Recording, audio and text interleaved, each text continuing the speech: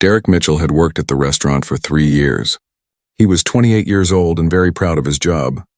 This was not just any restaurant. This was where movie stars ate, where business people made million-dollar deals, where everything cost too much and everyone had too much money. Derek liked it that way. He liked serving rich people. They tipped well. They wore expensive watches and designer clothes.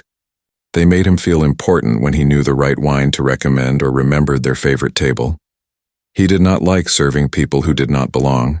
And right now, standing at the bar, Derek was complaining about the old man in the corner. "You should see him," Derek said to Maria, another server. "He's wearing clothes from like the Stone Age.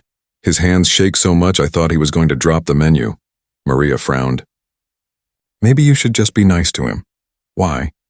"He ordered the cheapest thing on the menu. You know what his tip is going to be? Nothing.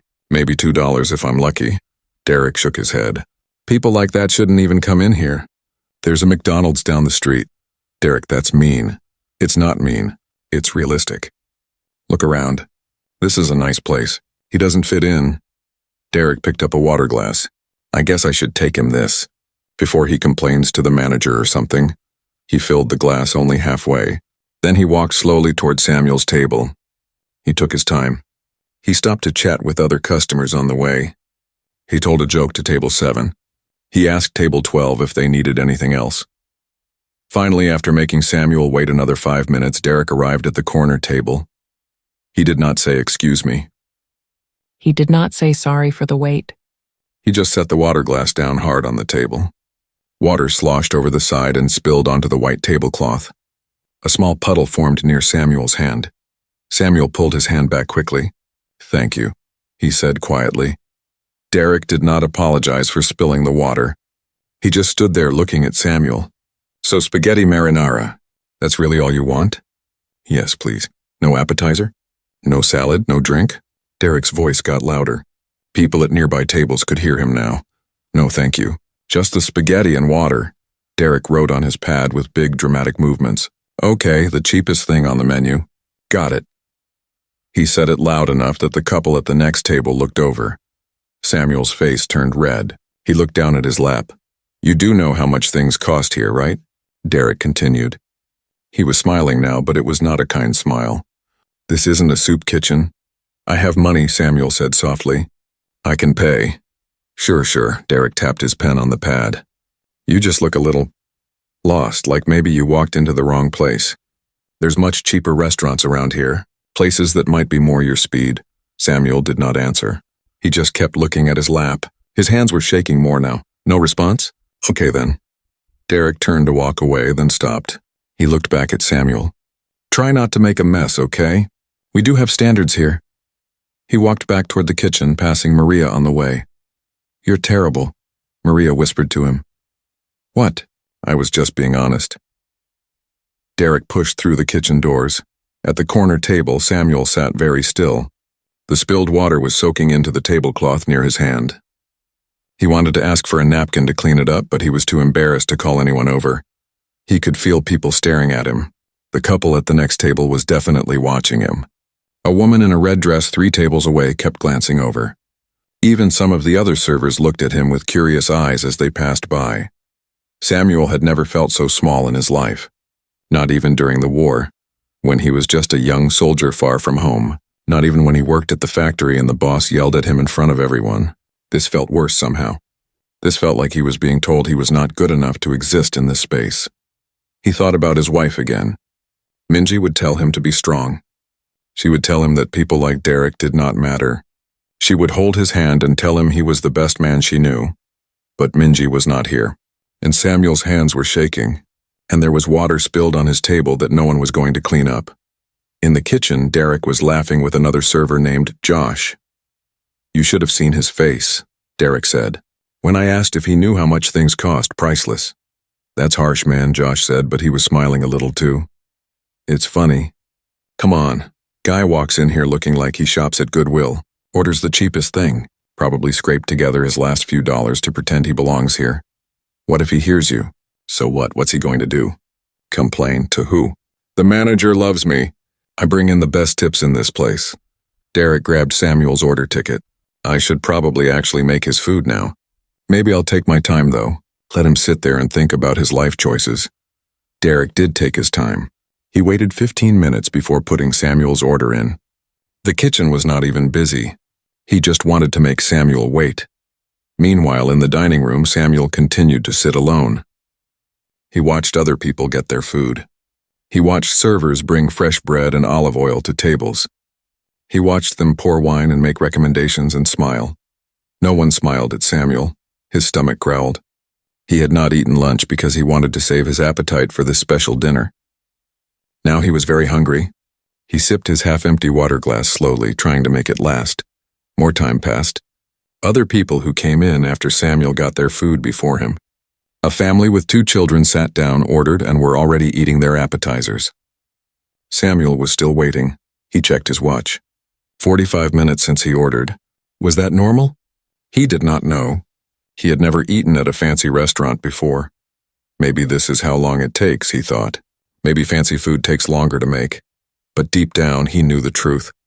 He was being punished for being poor, for being old, for not belonging. Finally, after 50 minutes, Derek emerged from the kitchen. He carried a plate with Samuel's spaghetti. He walked slowly across the restaurant. He stopped at 2 other tables first to chat. Then he checked his phone. Then finally, he approached Samuel's table. He set the plate down with a loud clunk. Some of the sauce splashed onto the already stained tablecloth. "There you go," Derek said. "1 spaghetti marinara, the cheapest thing we make." He said it loud enough that people at 3 nearby tables could hear. They all looked over. Samuel's face burned with embarrassment. "Thank you," he managed to say. "Anything else? Or is this all you can afford?" Samuel shook his head. He could not speak anymore. His throat felt tight. "Great. Flag me down if you need anything. Though I'm guessing you won't." Derek walked away, not bothering to refill Samuel's water glass even though it was nearly empty. Samuel looked down at his plate. The spaghetti actually looked good. The red sauce had fresh basil on top. Steam rose from the pasta. Under different circumstances, he would have been excited to eat it, but now he just felt sick. He picked up his fork with a shaking hand. He took a small bite. It tasted fine. Good, even. But he could barely swallow it. The embarrassment sat in his stomach like a rock. Around him, the restaurant buzzed with conversation and laughter. People were having a good time. They were celebrating and talking and enjoying expensive meals. Samuel sat in his corner, eating his spaghetti alone, trying not to cry. He did not know that someone was about to walk through the front door. Someone who would see what was happening. Someone who would not look away. Someone who would change everything. The afternoon sun beat down on the old gas station at the edge of Los Angeles. Maya Chen sat in the driver's seat of her Honda Civic, the only home she had known for the past 8 months. The car was old and tired, just like she felt most days. But it was hers, and it kept her safe at night. She was sorting through her belongings in the back seat. A few clothes, some books, and a photo of her father. That photo was the most important thing she owned. Her father had taught her everything about cars. He had owned a small auto repair shop before he died 2 years ago. After his death, Maya lost everything. The shop, their apartment, and her dreams of finishing college. Her mother had left when Maya was just a child, so her father was all she had. Now she was 19 and alone. She did small jobs here and there to buy food. She washed dishes at restaurants, cleaned houses, and sometimes helped people carry their groceries. It was not much, but it kept her alive. The gas station owner let her park there during the day because she always kept the area clean and never caused trouble. Maya heard a loud sound that made her look up. A black SUV had pulled into the gas station. It was expensive, the kind of car she only saw in movies. The vehicle made a few strange noises and then stopped completely. The engine died with a final cough. A tall man got out of the driver's seat. He wore a baseball cap pulled low over his face and dark sunglasses that covered his eyes. His clothes looked expensive too. A black jacket, nice jeans, and shoes that probably cost more than Maya had earned in the past 3 months. The man walked around his SUV, looking confused and frustrated. He opened the hood and stared at the engine. Maya could tell from his body language that he did not know what he was looking at. He pulled out his phone and made a call. She could hear bits of his conversation from where she sat. "I don't know what happened. It just died. I'm at some gas station off the highway. Can you send someone? How long? 2 hours? I have a meeting in 40 minutes. The man ended the call and kicked the tire of his SUV. He looked around the gas station like he was hoping someone would appear to help him. The gas station was almost empty. Just Maya in her car and an old man inside the shop who only spoke Spanish. Maya watched the man for a few minutes. She knew she should probably mind her own business. Rich people did not usually want help from homeless girls, but she could not help herself. She loved fixing cars. It was in her blood. Her father used to say she had magic hands when it came to engines. She got out of her car and walked toward the man. Her clothes were clean but old. Her jeans had patches on them and her shirt was faded from too many washes. Her hair was pulled back in a simple ponytail. She knew she did not look like much. "Excuse me," Maya said quietly. "I might be able to help." The man turned to look at her. She could not see his eyes behind the sunglasses, but she felt him looking her up and down. She knew what he saw. A young girl with no money and no important place to be. "Thanks, but I already called for help," the man said. His voice was deep and kind, but Maya could hear the doubt in it. "They said 2 hours, right?" Maya asked. "I heard you on the phone. I know about cars. My father owned a repair shop. I can at least look and tell you what's wrong." The man hesitated. He looked at his expensive watch, then back at his dead SUV. Time was clearly important to him. Maya could see him thinking it over. What did he have to lose? If she could not fix it, his help would still come in 2 hours anyway. "Okay," he said finally. "Take a look. But I really doubt there's anything you can do. This is a complicated vehicle." Maya walked to the front of the SUV and looked at the engine. The man stood behind her, probably ready to tell her to stop if she touched something wrong. But Maya knew what she was doing. She had been working on cars since she was 12 years old. Her small hands used to fit into spaces where her father's big hands could not reach. She studied the engine for a minute, looking at the connections and listening to her instincts. Then she saw it. The battery cable was loose. It had probably vibrated loose from driving. It was a simple problem with a simple fix. But if you did not know cars, it would look like a big mystery. "Do you have any tools?" Maya asked. "There might be something in the back," the man said. He opened the back of the SUV and found a small emergency kit with basic tools. Maya took a wrench and went back to the engine. She tightened the battery cable connection. It took less than 2 minutes. Then she went to the driver's side. "Can I try to start it?" she asked. The man looked surprised. "You fixed it already?" "Maybe, let's see." She got in and turned the key. The engine roared to life immediately, running smooth and strong. Maya smiled. She had not lost her touch.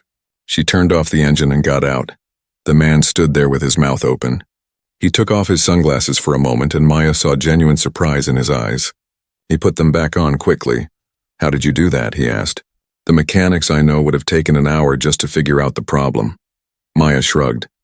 The battery cable was loose. "It happens sometimes. It's an easy fix if you know where to look." The man shook his head in disbelief. He reached for his wallet and pulled out several large bills. "Please take this. You saved me from missing an important meeting." Maya stepped back and held up her hands. "No, thank you. I don't want money. I just wanted to help. But you fixed my car in 2 minutes. That's worth something." "Maybe to you," Maya said with a small smile. "But helping people should not always be about money. My father taught me that. He used to fix cars for people in our neighborhood even when they could not pay. He said being kind cost nothing." The man looked at her for a long moment. Maya felt like he was really seeing her now, not just looking at her old clothes and her situation. There was something in his expression that changed. Something soft and thoughtful. "Your father sounds like he was a good man," the man said quietly. "He was the best," Maya replied. Her voice caught a little. She still missed him every single day. What happened to him? "And his shop?" Maya looked down at her worn shoes. "He died 2 years ago. Heart attack. I was 17. I tried to keep the shop going, but I did not know how to run a business, just how to fix cars. I lost everything. The shop, our apartment. I've been on my own since then." She did not know why she was telling this stranger her story. Maybe because he had kind eyes, or maybe because she had not really talked to anyone in weeks. Being homeless made you invisible. People looked right through you. The man was quiet for a moment. "And you still helped me. Even though you're going through all of that." "Everyone has problems," Maya said. "Yours just happened to be something I could fix." The man looked at his SUV, then back at Maya. He seemed to be thinking about something important. He walked to his vehicle and got in. Maya thought that was it. Another brief moment in her strange life. Another person she would never see again. But then the man paused. He sat in his car with the door open, like he was having an argument with himself in his head. Finally, he seemed to make a decision. He got back out and walked toward Maya. Then he did something unexpected. He reached up and took off his baseball cap, then his sunglasses. Maya saw his face clearly for the first time. She recognized him immediately. Everyone would. It was Vin Diesel, the movie star, the action hero, one of the most famous people in the world. He had been standing right in front of her this whole time. Maya's eyes went wide, but she did not scream or act crazy like some people might. She just stood there, surprised and confused about why someone like him would show her his real face. "I'm Vin," he said, as if she might not know, "and I think we need to talk." Maya stared at Vin Diesel, still trying to process what was happening. A movie star was standing in front of her at a gas station, the same gas station where she parked her car every night to sleep. It felt like something from a dream, but dreams did not usually happen in the hot afternoon sun with the smell of gasoline in the air. "I know who you are," Maya said finally. Her voice was steady. She did not want to act like a fool, even though her heart was beating fast. Vin smiled a little. "Most people get more excited. They ask for photos or autographs." Maya shrugged. "You're just a person whose car I fixed. I'm not going to bother you." Something in Vin's expression changed. He looked at her with more interest now. "You're different," he said. "Most people see the fame first. You just saw someone who needed help." "That's because I know what it's like to need help," Maya said honestly. "And I know most people don't give it." Vin nodded slowly. He looked around the gas station, at her old Honda Civic with clothes piled in the back seat. She saw understanding come into his eyes. He was putting the pieces together, the car full of belongings, the worn clothes, the fact that she was here in the middle of the day with nowhere else to go. "You're living in your car," he said. It was not a question. Maya felt her face get hot with embarrassment. She wanted to lie, to protect her pride. But what was the point? He could see the truth written all over her life. "Yes," she said quietly. "For 8 months now." "Tell me your story," Vin said. "The whole thing. Not just about your father's shop, everything." Maya did not know why she trusted him, but she did. Maybe it was because he had taken off his disguise. He had shown her his real face. That felt like it meant something. They sat down on the curb next to the gas station. It was a strange place for a conversation with a famous person, but somehow it felt right. Real. Two people just talking, with no cameras or crowds around. Maya told him everything. She told him about her mother leaving when she was 5 years old, how her father raised her alone, teaching her about cars in his small shop, how they were not rich but they were happy, how she spent every day after school at the shop, handing her father tools and learning how engines worked. She told him about the heart attack that took her father away, how she was only 17 and suddenly alone in the world, how she tried to run the shop by herself, but there were bills and taxes and legal things she did not understand. How the landlord took the shop when she could not pay, how she lost their apartment next. "I had nowhere to go," Maya said. "No other family. No money saved. I took what I could fit in my car and that became my home." She told him about the hard months that followed, sleeping in parking lots and wondering if she was safe, being scared every night, going hungry because food cost money she did not have, trying to stay clean so people would not know she was homeless, doing small jobs that paid in cash. "I tried to keep going to community college," Maya said. "I wanted to study automotive engineering. That was my dream, but I had to drop out. I could not pay for classes and food at the same time." Food won. Vin listened to everything. He did not interrupt or check his phone. He just listened like her story mattered. When she finished, he was quiet for a long time. "How old are you now?" he asked. 19. 19, Vin repeated. "And you've been surviving on your own for 2 years. That takes strength." Maya did not feel strong. She felt tired and lost most days, but she did not say that. Vin stood up and looked at the sky. Maya could tell he was thinking about something serious. She wondered if he was about to say goodbye and leave. Rich and famous people did not usually stick around to talk to homeless girls for long, but Vin surprised her again. He turned to look at her with an expression she could not quite read. "I'm going to offer you something," he said, "and I want you to really think about it before you answer. Can you do that?" Maya nodded, confused about what he could possibly offer her. "I own a production company," Vin began. "We make movies. Action movies with a lot of cars and stunts. We need people who know how to work on vehicles, people who can modify cars for filming and make sure they're safe for the stunt drivers." Maya's heart started to beat faster. She thought she knew where this was going, but she did not want to hope. Hope was dangerous when you had nothing. "My head mechanic needs an assistant," Vin continued. "Someone who can work on the cars we use for filming. Someone who knows engines inside and out.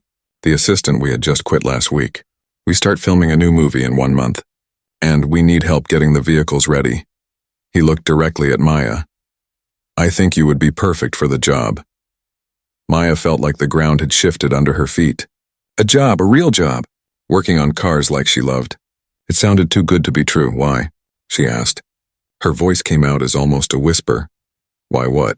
Why would you offer me a job? You don't know me. I'm nobody. I'm homeless. You could hire anyone, someone with experience or a degree." Vin sat back down on the curb next to her. "You want the honest truth?" "Yes, I was you once," Vin said. "Not exactly your situation, but close enough. I was broke. I was sleeping in my car in New York City. I did not know where my next meal was coming from. I worked odd jobs and dreamed about being an actor, but no one would give me a chance." Maya looked at him with surprise. It was hard to imagine someone so successful and famous being broke and homeless. "Someone gave me a break," Vin continued. "Someone saw something in me when I had nothing. They gave me a chance to prove myself. That chance changed my whole life, and I promised myself that if I ever made it, I would do the same for other people."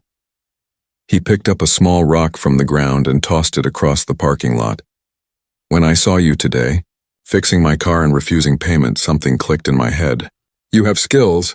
You have knowledge. You're smart and you're kind. You just need an opportunity. Why shouldn't I be the person who gives you that opportunity?" Maya felt tears starting to form in her eyes, but she blinked them away. She did not want to cry in front of him. "But what if I mess up?" she asked. "What if I'm not good enough?" "Then we'll deal with that if it happens," Vin said. "But I don't think you will. You fixed my SUV in 2 minutes. Most mechanics would have taken much longer. You know what you're doing." Maya wanted to believe him. She wanted this chance so badly it hurt, but years of disappointment had taught her to be careful. "Is this charity?" she asked. "Because I don't want you to hire me just because you feel sorry for me." Vin shook his head firmly. "This is not charity. This is a real job with real work. I need someone who can do this job well. If you can't do it, you won't last. My head mechanic Tom is tough. He does not care about your story.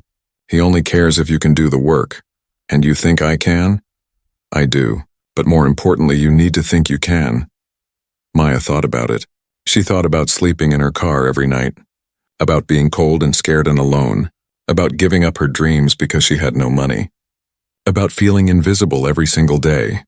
Then she thought about working on cars again, about using the skills her father taught her, about having a purpose and a paycheck, about maybe, just maybe, getting her life back. "What's the pay?" she asked. She needed to be practical, even though part of her wanted to say yes without knowing anything else. Vin told her the salary. It was more money than Maya had seen in the past year combined. She felt dizzy. "We can also give you an advance," Vin added. "Enough to get an apartment and some essentials. You can pay it back slowly from your paycheck." An apartment, a real place to live with walls and a door that locked. Maya had not had that in 8 months. She had forgotten what it felt like to sleep in a real bed. "I don't know what to say," Maya admitted. "Say you'll think about it," Vin said. He reached into his pocket and pulled out a business card. "This is my assistant Sarah. Call her tomorrow morning. She'll give you all the details about the job and set up an interview with Tom." Maya took the card with shaking hands. It felt like it was made of gold instead of paper. "But I already know I want to hire you," Vin continued. "The interview is just a formality, so Tom can meet you and you can see the workspace. Unless you do something crazy, the job is yours." Vin stood up and put his cap and sunglasses back on. He was becoming the disguised stranger again, hiding his famous face from the world. "Why are you doing this?" Maya asked one more time. She needed to understand. Vin paused and looked at her. "Because kindness should be rewarded, not ignored. Because people with talent deserve chances. And because I remember what it feels like to be invisible." I see you, Maya. And I think you're going to do great things. He walked to his SUV and got in. The engine started smoothly thanks to Maya's quick fix. He rolled down the window. Call Sarah tomorrow, he said. Don't overthink it. Just call. Then he drove away, leaving Maya sitting on the curb with a business card in her hand and tears running down her face. She looked at the card for a long time. Sarah Martinez, executive assistant. A phone number. An email address. It was real. This was really happening. Maya walked back to her Honda Civic and sat in the driver's seat. She looked at the photo of her father that she kept on the dashboard. I got a job, Dad, she whispered to the photo. A real job working on cars. Just like you taught me. That night, Maya parked in her usual spot at the gas station. But it felt different somehow. Less like an ending and more like a beginning. Maya woke up in her car as the sun came through the windows. For a moment, she thought yesterday had been a dream. But then she saw the business card on the seat next to her. It was real. Vin Diesel had really offered her a job. She checked the time on her phone. 7 in the morning. Too early to call, probably. But Maya could not wait. She had been awake since 5, too nervous and excited to sleep. She decided to wait until 8 o'clock. That seemed like a reasonable time to call someone's office. Maya got out of her car and went to the gas station bathroom to wash up. She looked at herself in the mirror. Her face looked tired, but her eyes were bright with something she had not felt in a long time. Hope. She splashed cold water on her face and tried to calm her racing heart. At exactly 8 o'clock, Maya called the number on the card. Her hands were shaking so much she almost dropped the phone. It rang 3 times before someone answered. Sarah Martinez speaking. The voice was professional but friendly. Maya took a deep breath. Hi, my name is Maya Chin. Vin Diesel told me to call you about a job. There was a pause and Maya's heart sank. Maybe it had all been a mistake. Maybe Vin had forgotten to tell his assistant. Maybe this was all too good to be true. But then Sarah spoke again and her voice was warm. Maya, yes, I've been expecting your call. Vin told me all about you, how you fixed his car and refused payment. He was very impressed. Maya felt relief wash over her. So the job offer is real? Very real, Sarah confirmed. Let me tell you about it. We need an assistant for our head mechanic, Tom. You would be working on vehicles for our upcoming film, preparing cars for stunts, making modifications, doing safety checks. It's hard work, but Vin thinks you can handle it. Sarah explained the details, the hours, the location, the type of work. It all sounded perfect to Maya. This was exactly the kind of job she had dreamed about. The pay is $1,500 a week, Sarah said, and we can provide an advance of $3,000 to help you get settled. You can pay it back over the next few months. Maya felt tears coming to her eyes again. $1,500 a week. That was more money than she had seen in months. And $3,000 up front. She could get an apartment, buy some clothes, eat real food. Maya, are you still there?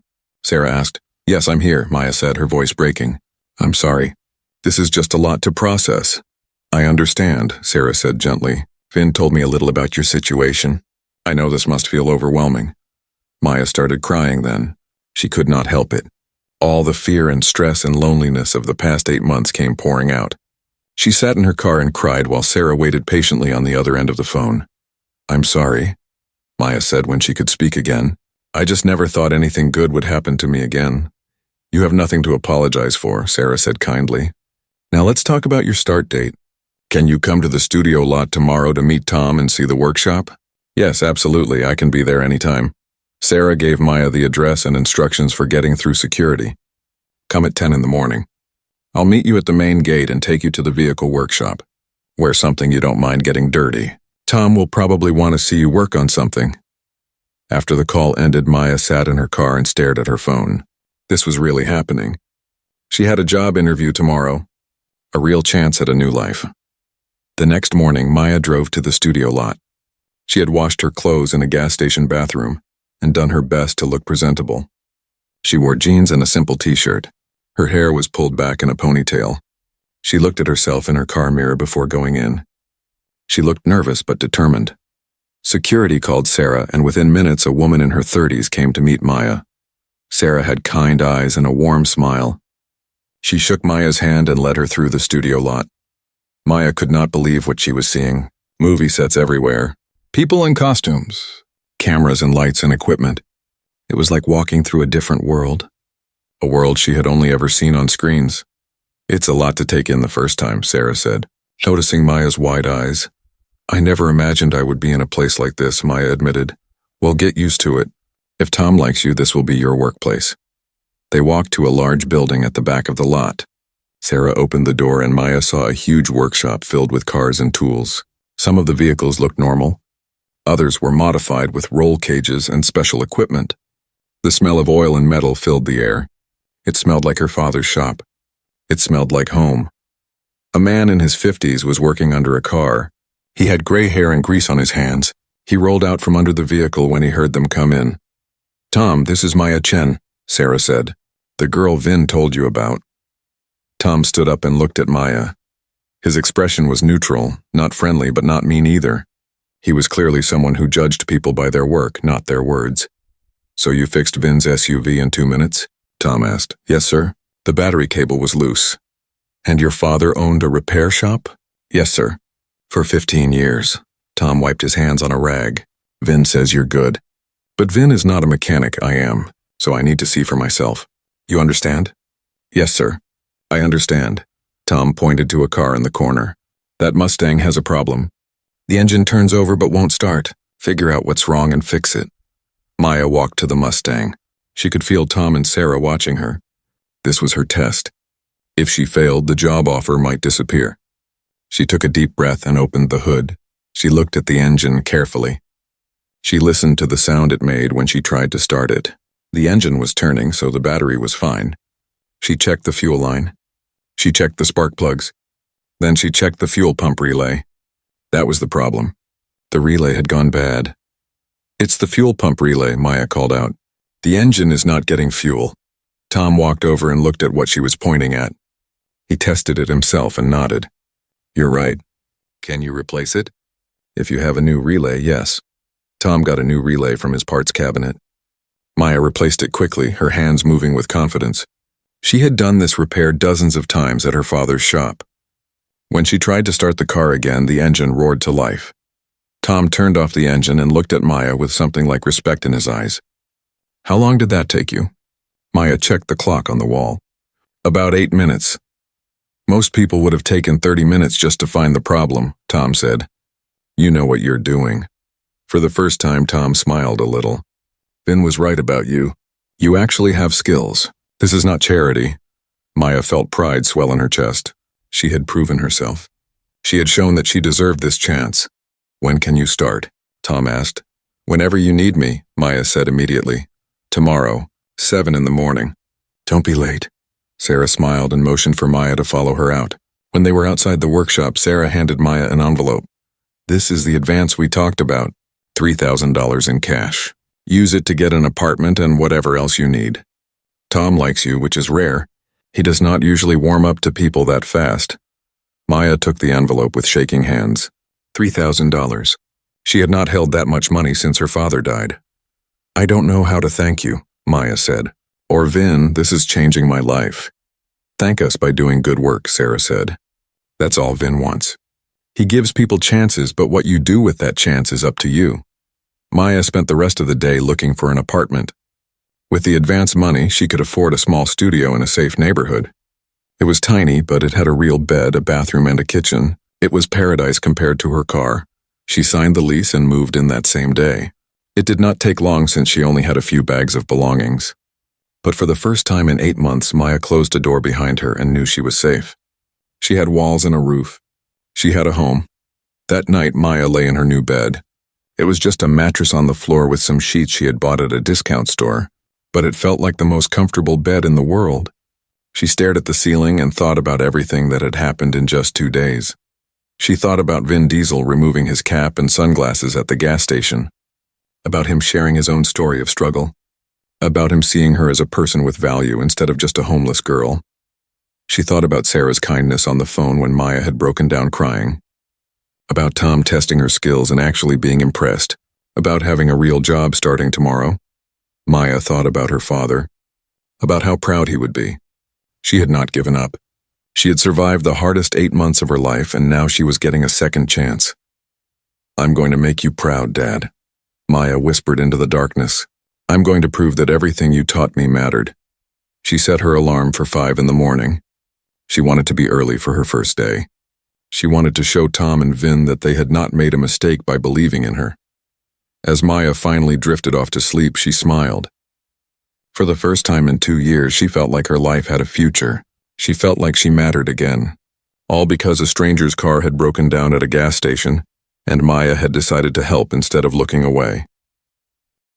Tomorrow would be the first day of her new life. Tomorrow she would start proving that kindness and hard work could change everything. Tomorrow she would begin to rebuild what she had lost. But tonight, Maya Chen slept peacefully in her own bed, safe and hopeful and ready for whatever came next. Maya arrived at the studio lot at 6:30 in the morning, 30 minutes before her start time. She could not help it. She was too excited and too nervous to wait. Tom was already there when she walked into the workshop. He looked up from the engine he was working on and nodded. "You're early. That's good. Means you care." "I do care," Maya said. "This job means everything to me." Tom wiped his hands on a rag and showed Maya around the workshop properly. He explained how they modified cars for movies, how they reinforced frames for crash scenes, how they installed special steering systems so stunt drivers could control cars from hidden positions, how they made sure every vehicle was safe even when it looked dangerous on screen. Maya listened to every word. She asked questions. She took mental notes. Tom seemed to like that she was interested and not just pretending to pay attention. "We have 12 cars to prepare for the new film," Tom explained. 4 will be in major crash scenes. 3 need special modifications for chase sequences. The rest are background vehicles that still need to be checked for safety. "We have 4 weeks to get everything ready." "That's a lot of work," Maya said. "That's why I needed an assistant. My last one was lazy. Showed up late, did not care about the details. I had to fire him." "Vin says you're different. I hope he's right." "I won't let you down," Maya promised, and she did not. Maya worked harder than she had ever worked in her life. She arrived early every morning and stayed late when needed. She learned Tom's systems and processes. She asked questions when she did not understand something and took initiative when she saw things that needed to be done. Tom was tough. He did not give compliments easily. But after the first week, he started trusting Maya with more complicated tasks. He let her work on the modifications instead of just handing him tools. He valued her opinions when they discussed solutions to problems. The other crew members noticed Maya too. At first, some of them were curious about who she was and why Vin had personally hired her. But once they saw her work, they accepted her. In the world of film production, skills mattered more than stories. Maya became friends with James, a camera operator who often came to the workshop during breaks. He was in his late 20s and had kind eyes.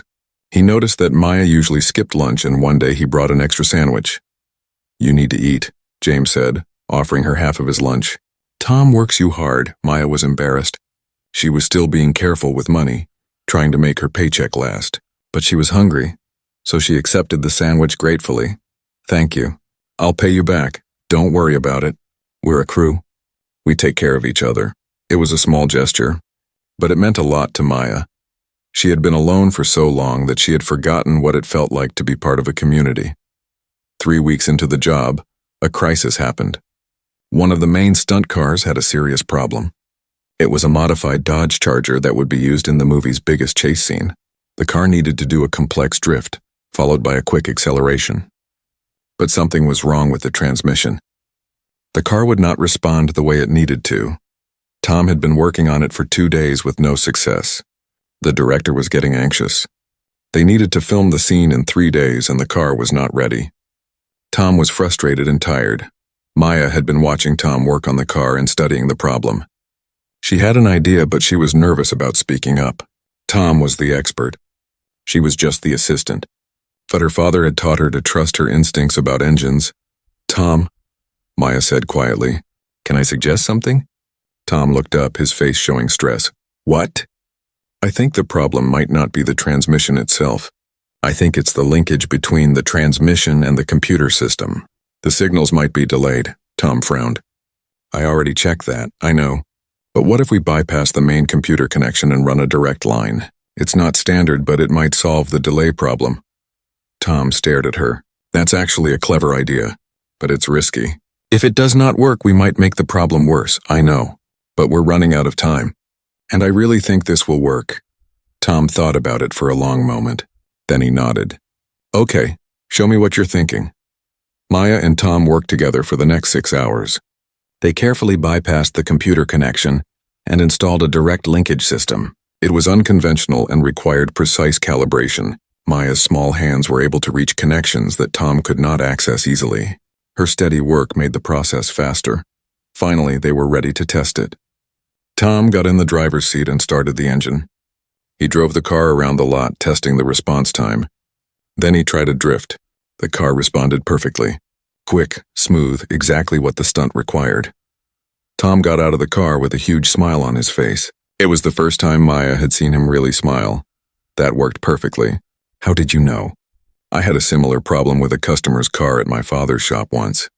Different car, but the same kind of delay issue. My father figured out the computer connection was the problem. I just remembered that. Tom put his hand on Maya's shoulder. You saved this production a lot of time and money. That was excellent work. Word spread quickly through the crew about how Maya had solved the problem with the stunt car. When the director came to check on the vehicle, Tom told him it was Maya's idea that fixed it. The director shook Maya's hand. Quick thinking. We need people like you on set. That afternoon, Vin visited the workshop.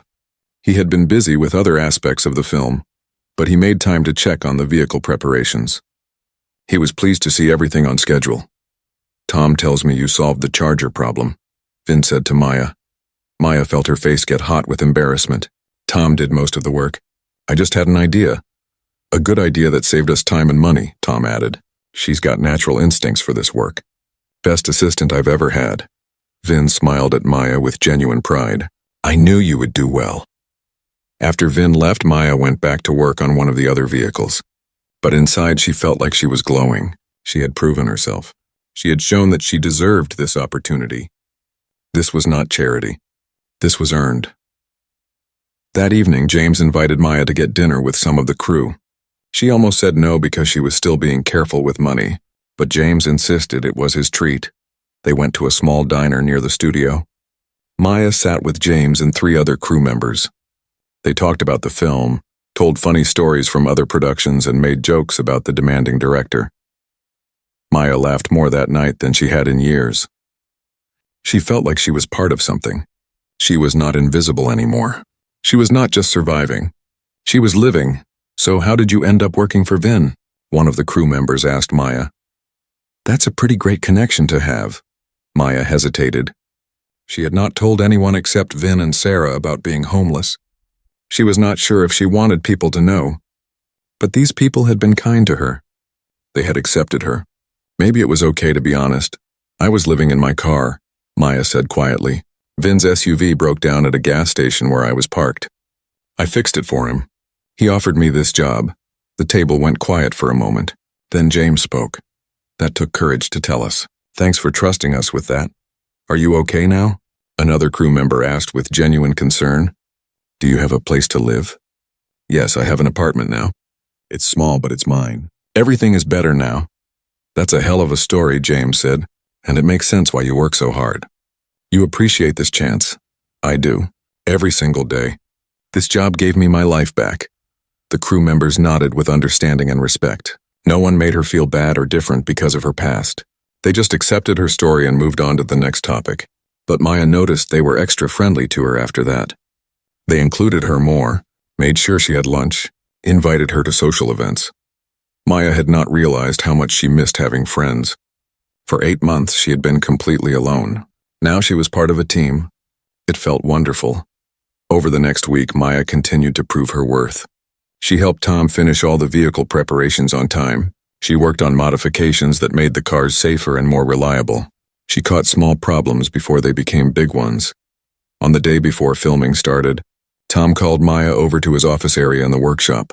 I want to talk to you about something, he said. Maya's heart started beating fast. Was something wrong?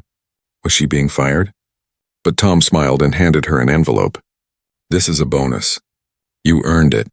Your work on the charger saved the production money. Vin approved a bonus for you. Maya opened the envelope and saw a check for $1,000. She stared at it in shock. "This is too much," she said. "No, it's not. It's what you earned. Good work should be rewarded." Maya felt tears starting to form. A few weeks ago, she was sleeping in her car and wondering where her next meal would come from. Now she was holding a bonus check and being told she was valuable. "Thank you, Tom, for everything. For giving me a chance. For teaching me. For believing I could do this." Tom looked a little uncomfortable with the emotion, but his voice was kind. "You did the work, kid. I just pointed you in the right direction. Your father taught you well. He'd be proud of you." That night, Maya sat in her small apartment and looked at the bonus check. She thought about how much her life had changed in just 3 weeks. She had a job she loved. She had friends. She had a home. She had hope for the future. She took out the photo of her father and looked at it for a long time. "I'm doing it, Dad. I'm using everything you taught me. I'm making something of my life. I wish you could see this. I wish you could know that I did not give up." Maya put the photo on her small table where she could see it every day. It reminded her of where she came from and how far she had traveled. She was not just surviving anymore. She was succeeding, and it felt amazing. 2 months had passed since Maya started working for Vin's production company. The film was halfway through shooting and everything was going well. Maya had become an important part of the vehicle team. Tom trusted her with complicated tasks and often asked for her opinion on modifications. One morning, Sarah called Maya to the production office. Maya wondered if something was wrong, but Sarah's voice on the phone had been friendly. When Maya arrived, Sarah was sitting at her desk with a laptop open. "Maya, sit down. I want to show you something." Maya sat down, curious and a little nervous. Sarah turned the laptop so Maya could see the screen. It was an article from a film industry website. The headline read, "From Homeless to Hollywood, the inspiring story of Vin Diesel's mechanic." Maya felt her stomach drop. "What is this?" "A journalist was doing a story about our production," Sarah explained. "She noticed you in the workshop and asked Tom about you. Tom mentioned your background and how Vin hired you. The journalist wanted to interview you. Tom said he would ask you first." Maya read the article quickly. It told her whole story. About being homeless. About fixing Vin's car. About getting the job. Some of the details were not quite right, but the main story was there. "I did not agree to this," Maya said, feeling upset. "This is private. I know, and I'm sorry. The journalist should not have published without talking to you first. But Maya, you need to see what happened after the article went up." Sarah clicked to show Maya the comments and social media responses. There were thousands of them. People from all over the country had read the story and were commenting. Maya read through some of the messages. They were not mean or mocking like she had feared. They were supportive and kind. "This story gave me hope. I'm homeless too and trying to get back on my feet. This is what Hollywood should be, giving real chances to people with talent." Maya Chen is an inspiration. She did not give up even when life was hard. "I showed this article to my daughter. She needs to know that hard times do not last forever."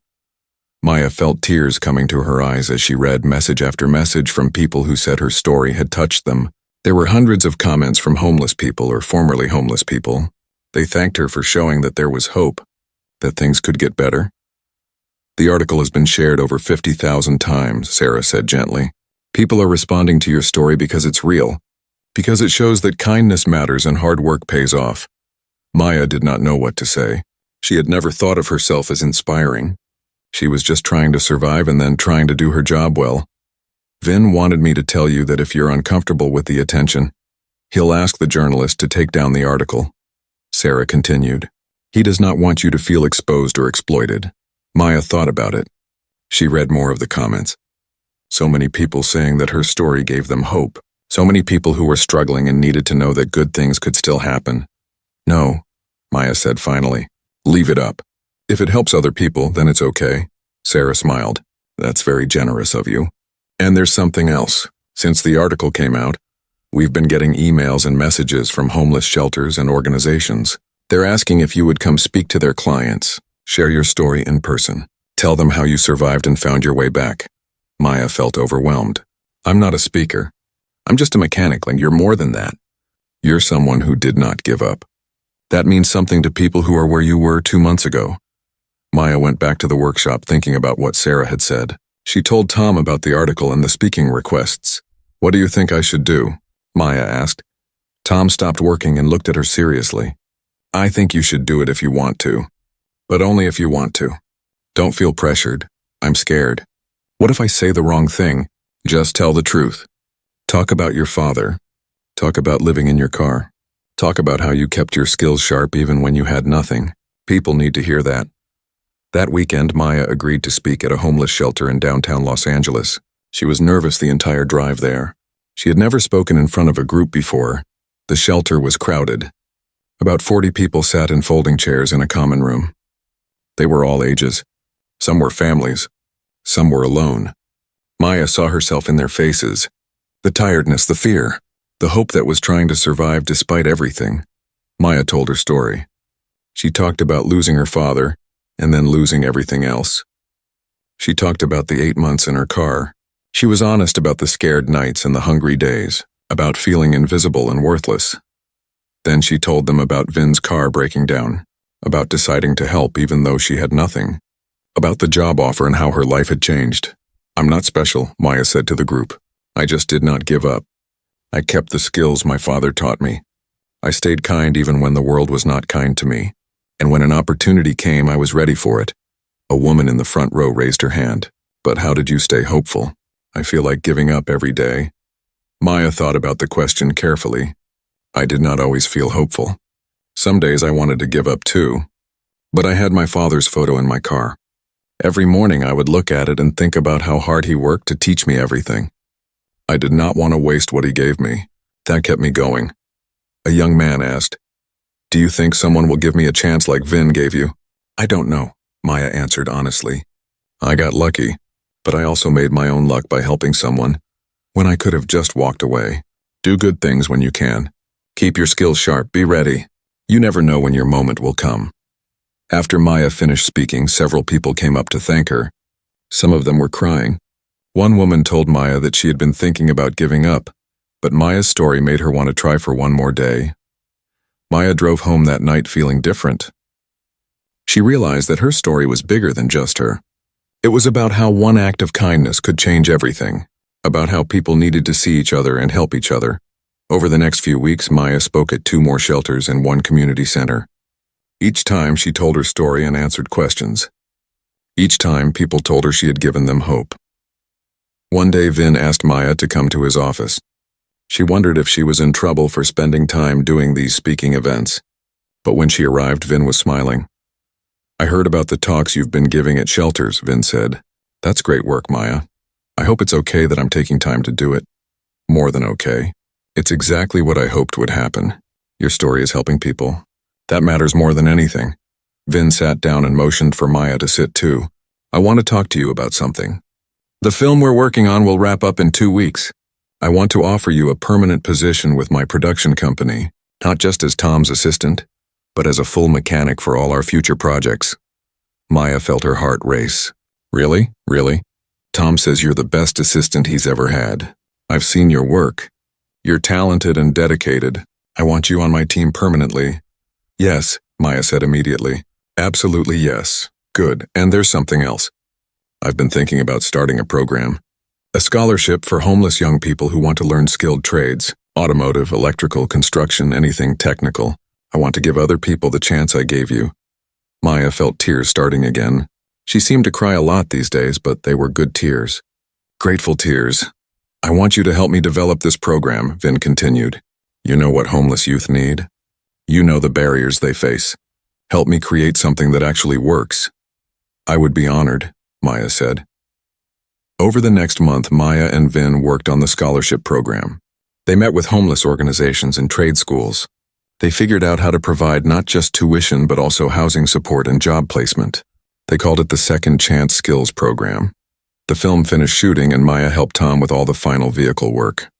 On the last day of production, the whole crew had a party. Maya stood with James and the other crew members laughing and talking. She belonged here. This was her world now. Tom came over and handed Maya a beer. "You did good work, kid. I'm glad Vin found you." "I'm glad his car broke down," Maya said with a smile. "Me too. You're going to be a great mechanic." Maybe even better than me someday. That night, as Maya drove home to her apartment, she took a detour. She drove to the gas station where it had all started. The same gas station where she had parked her car and slept for 8 months. Where Vin's SUV had broken down. Where her life had changed. Maya parked and got out of her car. It was a warm evening. She looked at the parking spot where she used to sleep. It felt like a lifetime ago, even though it had only been a few months. As she stood there, she saw a car pull into the station. It was making strange noises. The driver got out and looked frustrated. He opened the hood and stared at the engine like it was a puzzle he could not solve. Maya smiled. She walked over to the man. "Excuse me, I might be able to help. I know about cars." The man looked at her with surprise and relief. "Really? That would be amazing. I have no idea what's wrong." Maya looked at the engine. She listened to the sound. It was a simple fix, just like Vin's had been. A loose belt this time instead of a battery cable. She fixed it quickly, and the man thanked her over and over. He tried to give her money, but Maya shook her head. "No need. I'm just helping. Someone helped me once, and it changed my life. I'm just passing it on." The man drove away, and Maya stood in the gas station parking lot. She thought about how life works sometimes. How one moment can change everything. How kindness creates more kindness. How helping someone when you have nothing can lead to having everything. Maya got back in her car and drove home. Tomorrow she would go back to work. She would continue developing the scholarship program with Vin. She would keep speaking at shelters when she had time. She would keep being the person her father had raised her to be. As Maya drove through the Los Angeles night, she felt completely at peace. She had survived the hardest time of her life. She had found her way back. And now she was going to help others find their way too. The circle was complete. From being helped to helping others. From invisible to seen. From homeless to home. Maya Chen had come full circle, and she was just getting started. 2 years had passed since that afternoon when Maya fixed a stranger's car at a gas station. 2 years since Vin Diesel had taken off his cap and changed her life. Maya was now 21 years old, and her life looked nothing like it had back then. She had become the head mechanic for Vin's production company. Tom had retired 6 months ago, and before he left, he had personally recommended Maya to take his place. At first, Maya had been nervous about such a big responsibility. But Vin and the crew believed in her, and she had proven she could handle it. Maya now led a team of 5 mechanics. They worked on vehicles for 3 different film productions. She made decisions about modifications and safety protocols. Directors and stunt coordinators came to her with questions. She had earned their respect through hard work and knowledge. But Maya's life was about more than just her career. The Second Chance Skills program that she and Vin had created was now helping 50 young people. These were homeless youth learning trades like automotive repair, electrical work, welding, and construction. The program provided training, housing support, and job placement. Maya visited the program sites regularly. She talked to the students and encouraged them. She saw herself in their faces. The fear, the hope, the determination to build a better life. Many of them told her that her story had inspired them to apply to the program. One of those students was Marcus, a 19-year-old who had been living in his car just like Maya had. Marcus had natural talent with engines, and Maya had taken him under her wing. He now worked as her assistant on the vehicle team. He was learning quickly and showed the same dedication that Maya had shown 2 years before. "You remind me of myself when I started," Maya told Marcus one day as they worked on modifying a truck for a stunt. Marcus smiled. "That's the best compliment you could give me. You're kind of a legend among the program students." Maya felt embarrassed. She did not think of herself as a legend.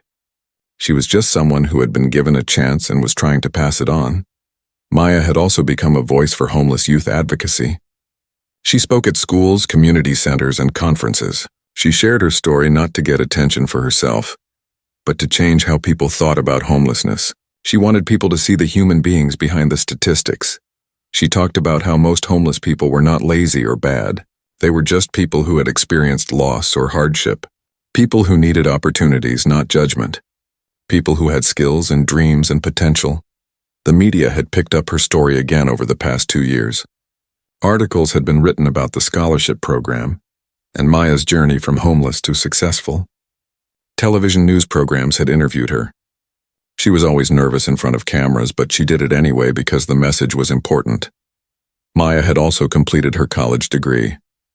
She had taken night classes and online courses while working full-time. It had been hard, but she had earned her degree in automotive engineering. Her father would have been so proud. On a Tuesday evening, there was a special event at a hotel in downtown Los Angeles. It was a fundraiser for homeless youth programs. Maya was receiving an award for her advocacy work and for creating the Second Chance Skills program. She had tried to convince Vin that he should receive the award instead, but he had insisted it should be her. "This is your work, Maya," Vin had said. "You're the one who talks to these kids. You're the one who understands what they need. You deserve to be recognized." Maya wore a simple black dress that Sarah had helped her pick out. She still was not comfortable with fancy clothes or fancy events. She was more at home in work clothes covered in grease. But tonight was important, so she made an effort. The hotel ballroom was filled with hundreds of people. Donors, advocates, politicians, and people who worked with homeless populations. Maya sat at a table with Vin, Sarah, James, and Marcus. She felt nervous about giving a speech in front of so many people. "You'll be great," James whispered to her. "Just speak from the heart like you always do." When it was time for Maya to receive her award, Vin went up to the stage first to introduce her. The room went quiet as the famous actor spoke. "2 years ago, my car broke down at a gas station," Vin began.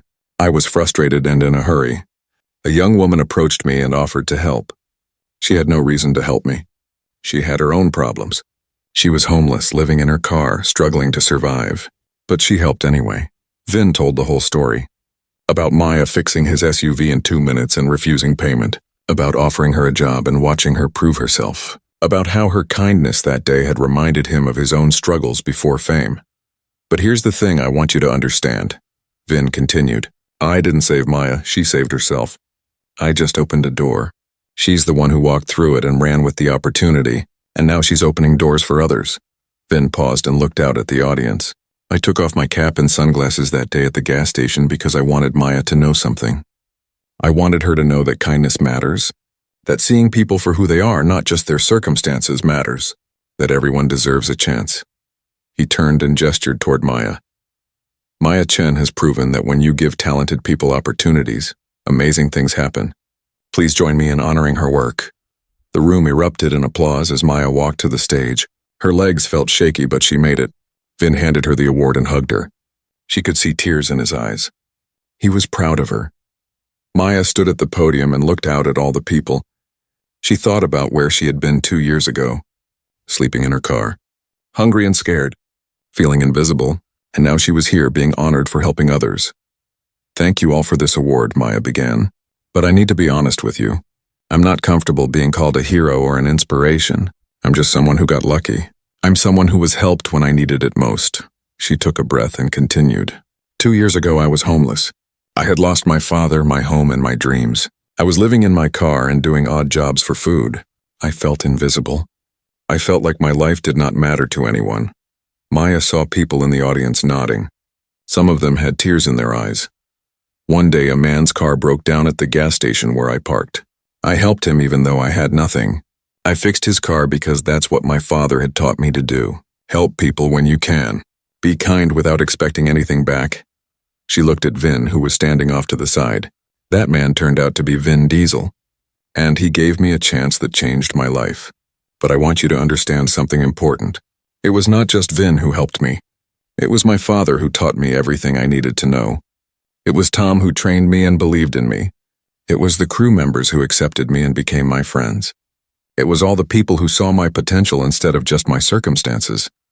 Maya held up the award. "This is not really my award. It belongs to everyone who helps people in need. Everyone who sees homeless people as human beings with value. Everyone who understands that circumstances can change but talent and character remain." She put the award down on the podium. "I work with homeless youth through our Second Chance Skills program. I hear their stories. I see their struggles. And I see the same thing in all of them that Vin saw in me.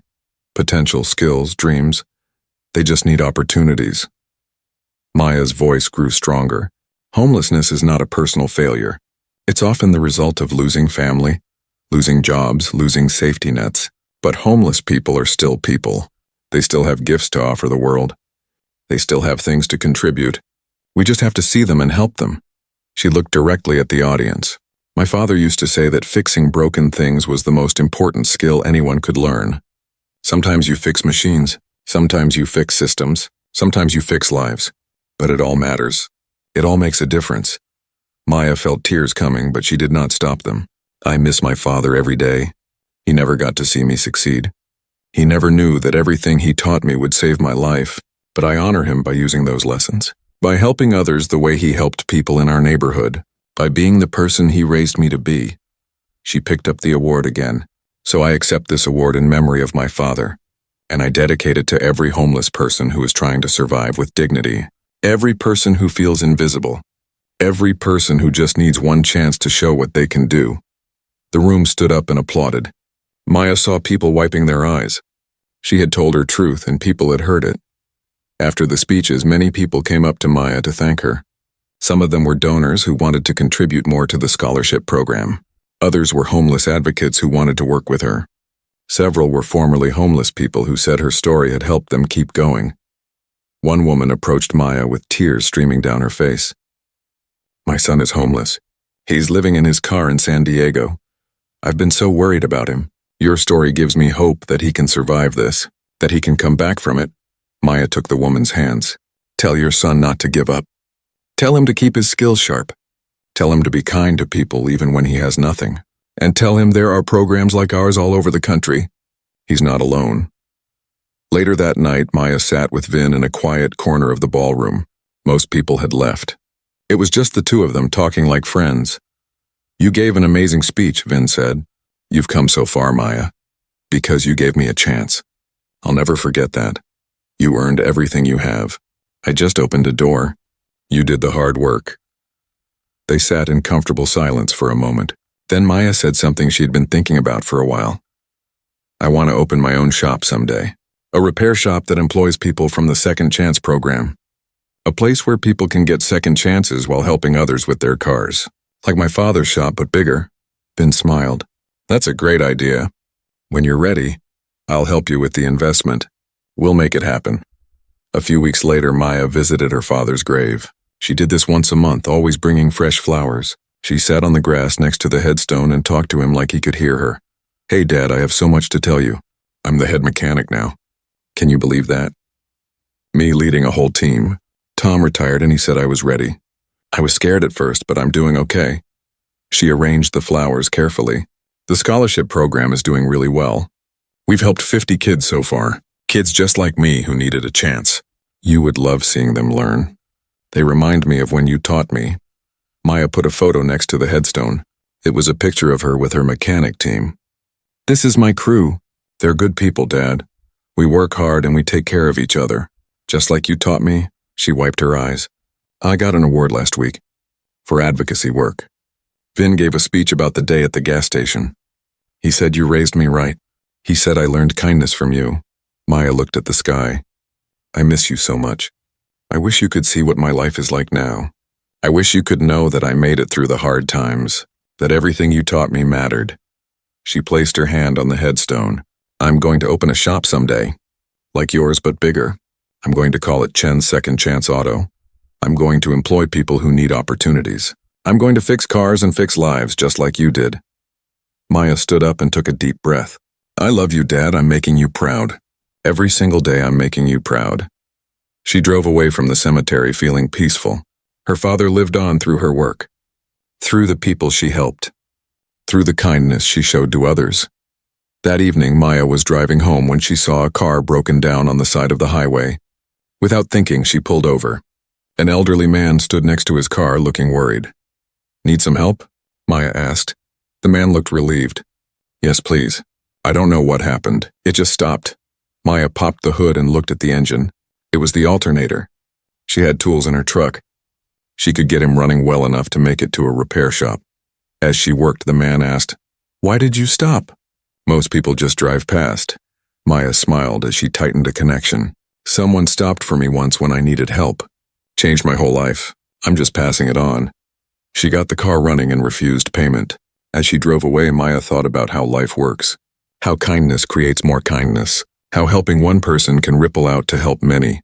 How fixing a stranger's car at a gas station 2 years ago had led to all of this. Maya was not the same scared girl who had lived in her car. She was stronger now, more confident, more sure of her purpose. But she was still the same person her father had raised. Kind, hardworking, always ready to help when someone needed it. As Maya drove through the Los Angeles night toward her home, she felt complete. She had survived. She had succeeded. And now she was helping others survive and succeed too. The girl who once felt invisible was now making sure others felt seen. The girl who had nothing was now giving everything she could. The girl who was helped was now helping in return. Maya Chen had paid it forward, and she would keep paying it forward for the rest of her life. That was her father's legacy. That was Vin's gift to her, and that was her gift to the world. One act of kindness at a time, one person at a time, one life changed at a time. It all mattered. Every bit of it mattered. And Maya would never forget that.